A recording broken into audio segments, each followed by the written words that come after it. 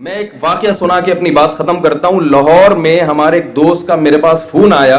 انہوں نے بتایا کہ لاہور میں جو ہائی کورٹ کے جج نے ایک بڑا غلط فیصلہ کیا اور اتنے پیسے کھا گیا وہ جج, اور یہ کیا اور وہ کیا, اور مجھے انہوں نے بتایا کہ مفتی صاحب آپ اس جج کے خلاف تقریر کریں.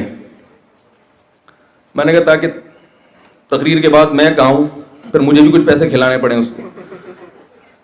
وہ ایک واقعہ ہے نا کہ وہ ایک بھائی وکلا بیٹھے ہیں, بہت معذرت ہے آپ لوگوں کے علاوہ کی بات ہو رہی ہے, ججز بھی بیٹھے ہیں وکلا بھی بیٹھے ہیں, ان ججز اور وکلا کے علاوہ کی بات کر رہا ہوں میں.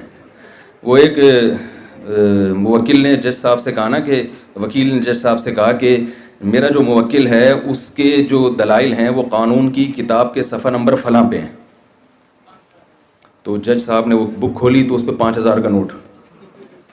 تو جج نے کہا ایسے 4 ثبوت اور چاہیے, ایسے 4 ثبوت اور چاہیے. اب دیکھیے جج کا عہدہ بھی بڑا مقدس ہے. داؤد علیہ الصلوۃ والسلام کو اللہ نے جج بنایا. یا داؤد انا جعلناک خلیفۃ فی الارض فاحکم بین الناس. داؤد علیہ السلام اللہ کے بہت محبوب پیغمبر تھے. اللہ فرماتے ہم نے آپ کو لوگوں کے درمیان فیصل بنایا ہے, جج بنایا ہے, آپ لوگوں کے درمیان انصاف کے ساتھ فیصلہ کریں. ولا تتبع الہوی, اور اپنی خواہشات کو فالو مت کریں. تو ہمیں ہر چیز کی رہنمائی ملتی ہے قرآن مجید میں.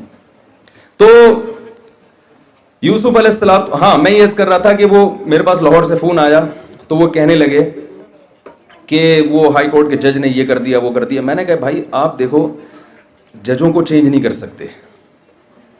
میں نے کہا آپ اگر ملک میں انقلاب لانا چاہتے ہو تو آپ ایک کام کرو کہ آپ یہ فیصلہ کرو کہ میرے جتنے بچے ہوں گے ان میں سے ایک کو میں ہائی کورٹ کا جج بناؤں گا, اور پہلے سے اس کی ٹریننگ شروع کر دو, پہلے سے پلاننگ شروع کر دو. بھائی کوئی گورنمنٹ کی طرف سے پابندی تو نہیں ہے نا کہ لاہور والے جج نہیں بن سکتے یا فلاں علاقے کے لوگ نہیں بن سکتے. وہ تو ابھی تک کسی حد تک تو میرٹ کی بیس پہ ہی چل رہا ہے. کچھ نہ کچھ تو ہوگا نا, یعنی چلو میرٹ کی بیس پہ 100% نہیں آتے تو 1% تو جائیں گے نا. اور یہ پہلے سے پلاننگ کرنا اولاد کے لیے بھی قرآن سے ثابت ہے. حضرت مریم رضی اللہ تعالی عنہا, ان کی جو والدہ تھیں آل عمران کی زوجہ, ان کے ہاں بچے کی ولادت ابھی ہوئی نہیں ہے, بچہ ماں کے پیٹ میں ہے اور پہلے سے اس کی پلاننگ کر رہی ہیں. ربی انی نذرت لک ما فی بطنی محررا فتقبل منی, اے اللہ میں اسے تیرے دین کے لیے وقف کر رہی ہوں. ابھی بچہ پیدا نہیں ہوا. تو پتہ چلا کہ بچے کی پیدائش سے پہلے بھی اس کی پلاننگ کی جاتی ہے. ہمارے ہاں بچے پیدا ہو جاتے ہیں پھر بھی پلاننگ نہیں ہوتی, پیدا ہو کے بڑے ہو جاتے ہیں پھر بھی پلاننگ نہیں ہوتی. بچوں کی پلاننگ تو ہو رہی ہے کہ کتنے پیدا کرنے کتنے نہیں کرنے, پیدا ہونے کے بعد ان کی کوئی پلاننگ نہیں ہے کہ ہو گئے تو اب بنانے کیا اس کو. یہاں تک بھی نہیں ہو رہی کہ اس کو انسان کا بچہ بھی بنانے کے نہیں بنانا. وہ گٹکے کھا رہا ہے, وہ گٹر کے ڈھکنوں پہ بیٹھا ہوا ہے, وہ سگریٹ پی رہا ہے. تو یہ ہماری دیکھو یوسف علیہ السلام بھی تو پہلے سے پلاننگ کر رہے تھے نا کہ 7 سال قحط پڑے گا تو اس کی پہلے سے پلاننگ ہونی چاہیے کہ اتنا جمع کرنا ہے, اتنا اسٹور کرنا ہے اور اتنا خرچ کرنا ہے, اتنا بیچنا ہے. تو ہمیں پہلے سے پلاننگ کرنی پڑے گی. بہت صرف ایک یعنی وزارت کی بات نہیں کر رہا میں, اس مثال سے مقصد یہ ہے کہ ایسے عہدوں پہ پہنچنا. آرمی میں آپ, آرمی ماشاءاللہ ہماری آرمی کا جو ایک کردار ہے پوری دنیا میں الحمدللہ, ایک آرمی ہے جس کی وجہ سے ہماری عزت ہوتی ہے, ورنہ تو ہمارے جتنے بھی شعبے ہیں وہ سب حضرات جانتے ہیں کہ کیا حالات ہیں اس کے. تو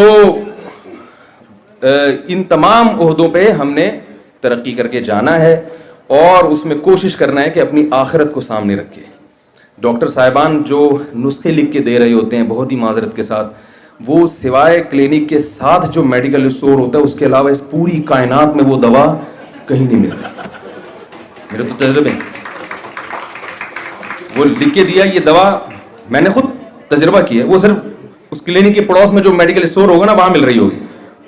آپ ایشیا سے باہر چلے جائیں, آپ چاند پہ پہنچ جائیں, آپ کو وہ دوا نہیں ملے گی. وہ اپنی گھر کی وہ نانی اما نے ان کے نسخے بنا کے نا وہ رکھے ہوئے ہوتے ہیں. تو بھائی اور ٹیسٹ لکھ کے دیے جا رہے ہیں فلاں لیبارٹری سے, کیونکہ وہاں سے بھی کمیشن کھانچا کھولا ہوا ہے. تو بھائی اس سے آپ کو پیسے مل جائیں گے, ثواب نہیں ملے گا. ایک وقت میں ایک ہی چیز ملتی ہے, یا پیسے ملتے ہیں یا ثواب ملتا ہے. تو آپ کمائیں پیسے, ہم آپ کو منع نہیں کرتے. ظاہر ہے آپ نے ایک تعلیم پہ پیسہ خرچ ہوا اور وہ پیشنٹ بھی آپ کو پیسے دے گا. ابھی یہاں بات ہو رہی تھی نا کہ وہ کتنے غریبوں میں مفت دوائیں تقسیم کی, تو ٹھیک ہے یہ بھی بہت اچھی بات ہے, لیکن پیسے بھی لینے چاہیے. جو مالدار لوگ ہیں وہ کیوں وہ ہر جگہ پیسہ خرچ کریں, تو علاج پہ کیوں خرچ نہیں کر رہے. لیکن آپ کی نیت علاج کی بھی ہونی چاہیے، مریض کے ساتھ، پیشنٹ کے ساتھ.